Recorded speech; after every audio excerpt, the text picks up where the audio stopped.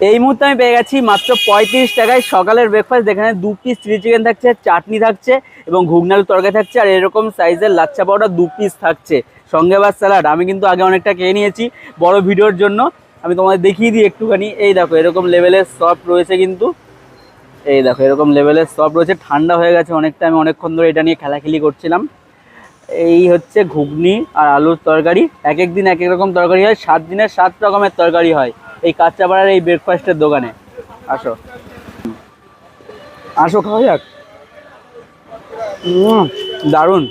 আর এটা হচ্ছে chilli chicken, কীভাবে দেয় এইরকম সাইজের 2 পিস চিলি চিকেন, আবার এত কিছু দিয়ে মাত্র 35 টাকায়।